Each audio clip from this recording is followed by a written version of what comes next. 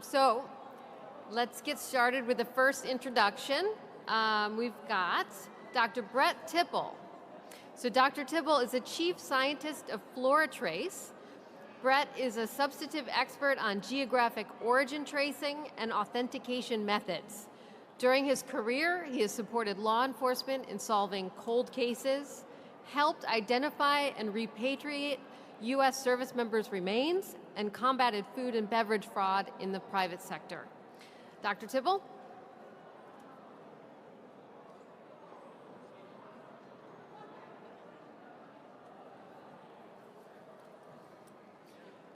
Thank you, and thanks for having us. It's a great honor to be here, and we appreciate the invite. I'm Brett Tipple. I'm the chief scientist and president of FloraTrace. And FloraTrace, we seek to help companies, big and small, manage the risk of hidden forced labor in their supply chains. At our core, we're a scientific company that applies leading-edge technologies to determine the origin of organic and geologic materials. We utilize forensic chemistry and data science approaches to assess where a material was grown or produced. These technologies support importers by helping them demonstrate their materials did not originate in Xinjiang, wholly or in part, and they play very well with a lot of the other solutions that we've heard about this morning. So, if you're detained under the UFLPA, an importer may claim that the UFLPA doesn't apply to them as their goods did not originate in Xinjiang. For the applicability review, the importer will be challenged to provide evidence of geographic origin. The question is, how do you scientifically and quantitatively demonstrate that your goods did not originate from Xinjiang? So consider these two piles of tomatoes here. Can you tell which pile came from Xinjiang and which one came from, say, India? I know what you guys are all thinking. Those two piles are exactly the same. I can't see a difference. And that is enforcement's perspective as well. One tomato looks just like the other tomato. So is there a way to distinguish this pile of tomatoes from Xinjiang from this pile of tomatoes from India when they look, feel, taste, smell exactly the same? What about the individual tomatoes within that pile? Was there any commingling between the different growing regions in that pile of tomatoes? What about the tomato paste, that finished product, where there's hundreds of individual tomatoes that go into that? How do you know that that starting material was Xinjiang free? By looking at these tomatoes, these questions seem impossible to answer. But in fact, you can answer all these questions because organisms naturally record their geographic origin within their tissues. The innate chemical characteristics of all living things actually reflect how and where it was grown. Here's an example of, staying on the tomato theme, a little baby tomato plant. This tomato plant will build its tissues. The carbon, the hydrogen, the oxygen that it's going to incorporate into those tissues from the water that's being supplied to it, from the atmosphere that it's taking in.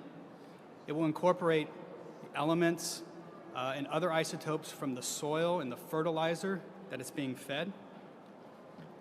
Since these chemical characteristics depend on where and how the plant was grown, these variations provide a unique chemical profile, or what we call an origin fingerprint of geographic origin. So consider that most of us here in the room can grow tomatoes in our home garden, wherever we live. The innate chemistry of each of those tomato plants, our own individual little tomato plants reflect where we grew them and how we grew them. How did we take care of them? Did we leave them for that week when we went to vacation? That's going to be reflected in the chemical characteristics of those plants. And so each of your little tomato plants will have a unique origin fingerprint associated with it. Our company, FloraTrace, measures these origin fingerprints. And this allows us to determine the geographic origin of materials. And this is how we help importers demonstrate the origins of their products. So how does this work in a commercial good and products? So we work with companies and their suppliers to first identify the unique characteristics, chemical characteristics, and define an origin fingerprint for their product. Since the origin fingerprint is naturally embedded within the material itself, it can be used throughout the supply chain. It can be sampled at any point to confirm the origin of that product.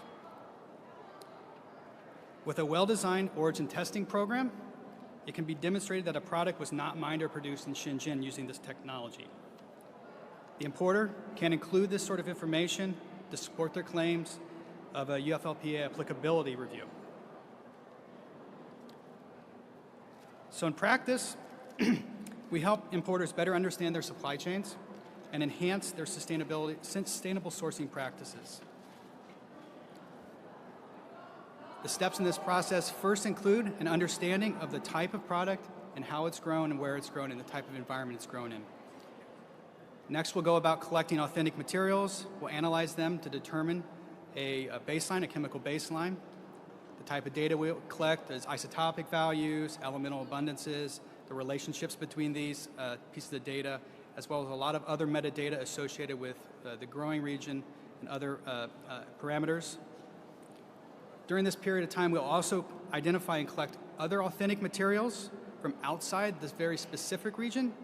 We're going to use those to compare our authentics from the region we want to define. Then we're going to dig down into that data, and we're going to find that unique profile, that unique chemical profile. And from there, we're going to identify and isolate a origin fingerprint for that targeted growing location. We use these origin fingerprints to verify the origin of the latter products. And we compare these data with the other data that we've generated from outside that specific region. So that way we can say it is versus not from the very specific region that we're claiming it's from.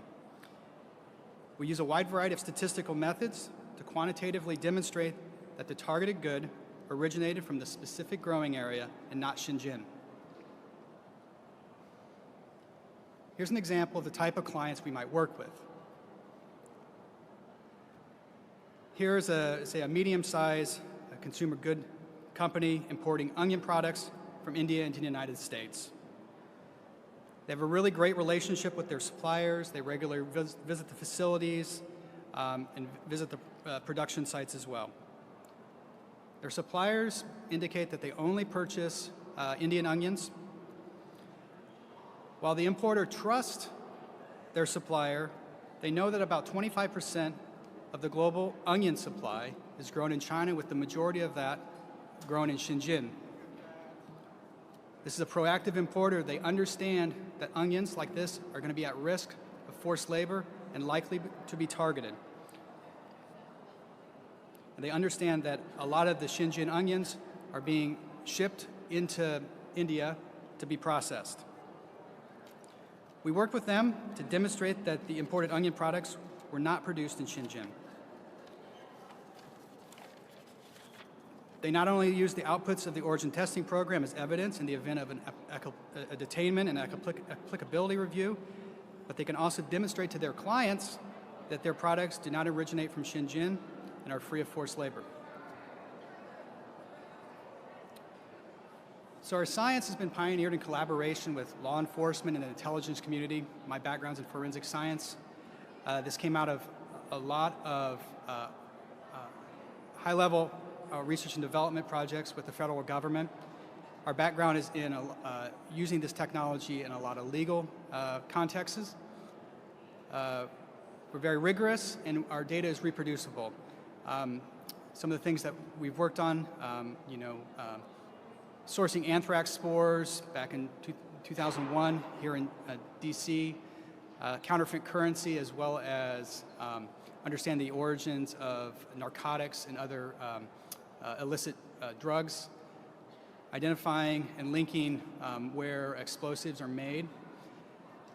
It's important to note that our solution verifies the geographic origin with natural chemistry. We're not spraying anything on it. It's labeled naturally by the environment.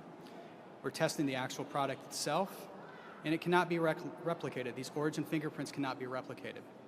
Compare that to some other solutions out there, genetic DNA solutions. They're going to identify the strain or the species, but you can grow a particular species at many different locations. And then against paper or label, those are only going to track the packages, not the actual materials inside. Our technology actually tracks the materials itself. So some of the things about what we offer. I talked a bit about our origin assignment and verification program. We also do growth condition verification, that is organic versus conventional fertilizers, as well as sort of if a product has been grown indoors or outdoors. Areas that we work in around these concepts are around ESG, as well as protecting specific intellectual property for a product that might have a unique characteristic based on where it's produced. We also do analytical testing. We're very good at research and development. If there's a problem, we can help design a research around that to get an answer to that. And we also have advisory services to help clients understand their risk and answer some of their questions about our tools. So our expertise in our pipeline here, focusing on the UFLPA, we work a lot with foods, beverages, agricultural products, as well as geologic materials as well. So why FloraTrace? We're a domestic laboratory. Our laboratories are in Utah. Given our background in the legal and government work, we have very good chain of custody and secure storage protocols, as well as that our data stands up as evidence in the court of law. It meets the Daubert standard. It's been challenged multiple times and has met these challenges. We strive to do fast turnaround and be as cost effective as absolutely possible. So I can stop there, and I'd love to take your questions, and we will be back at the table in the back. So please come up to the microphones.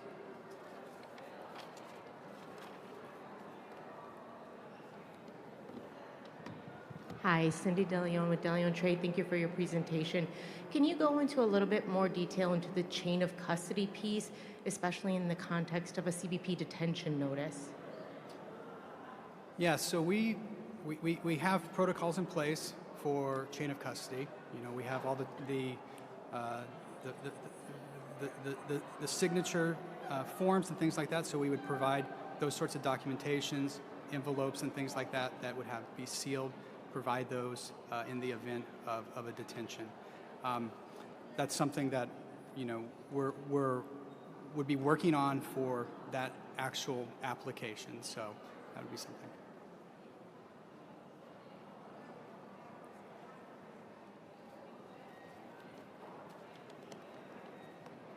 Perfect. Thank you.